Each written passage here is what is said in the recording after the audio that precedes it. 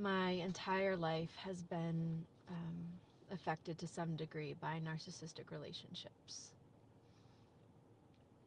And about 2.5 years ago, I left a relationship. I separated and eventually walked through a divorce. Um, and it was the first time I was able to see the truth about the patterns in my life and my part in it. I was able to see codependence and people pleasing and just being so consumed by keeping others happy. And as I was exiting that relationship, I was talking to God and I just was laying everything down. I'm like, I don't want to do this anymore. Without you, I'm really tired of making a mess of my life and relationships, and I choose to go all in with you to heal this, to take time with me, to show me the things I need to see so that this can finally be healed. And so, for the last almost 2.5 years, it's just been me and God, and answering a lot of things that He's asked me to do, to let go of, and to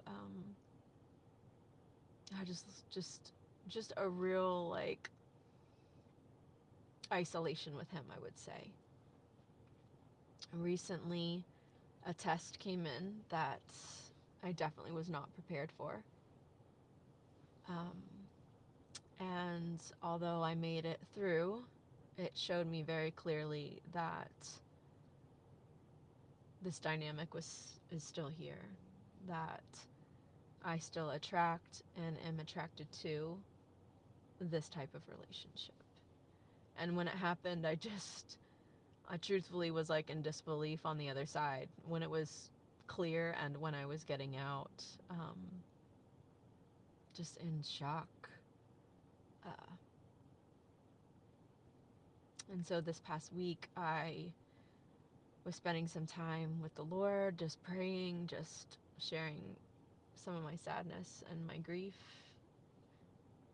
And I was praying Jeremiah 33:3 out loud to Him, where He says, "Call to me, and I will answer you, and I will tell you great and unsearchable things that you do not know." Hidden things. It's a promise for God to reveal the unseen. And within moments of praying it, I got a strong nudge in my body to open an app where I watched some podcasts, and I felt the Holy Spirit telling me to keep scrolling and not to stop until He told me to. So I knew I was about to get some truth.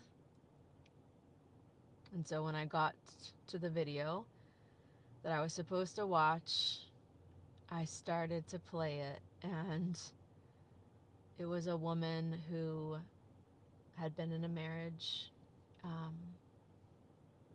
that was very toxic and seemingly unsavable.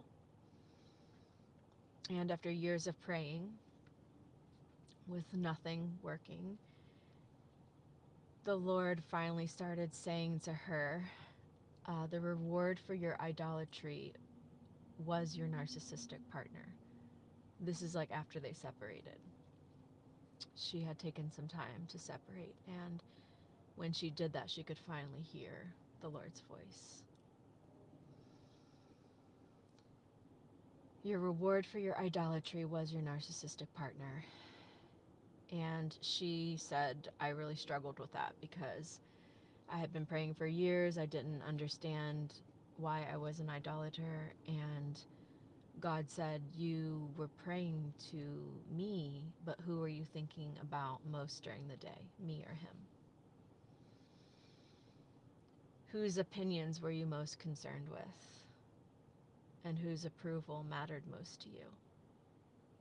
And then He started to say, narcissists need someone to worship them, and idolaters need someone to worship. And He said, while I fully intended to answer your prayers, I cannot answer the prayers of an idolater because I will only strengthen your idol.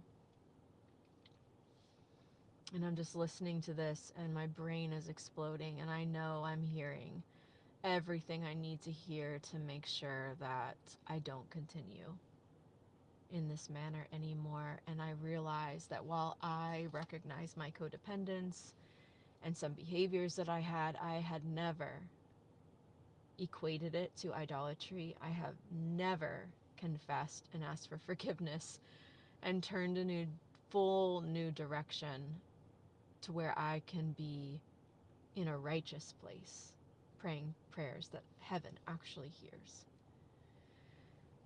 And so I think this is a start of a testimony and a renewal in my life unfolding. And so my platform likely will be a whole new direction, a lot less about narcissistic qualities and traits, and a lot more about what happens when you have idols in your life, and what happens when you continue on with hidden sin and pride that you do not confess and turn away from. The truth is, you pray dead prayers that do not get answered. And so, just a lot of revelation, and just a lot of thankfulness that God does bring the answers, and that He brought the answer that I needed. So I'm sure I'll see you more here. Bye.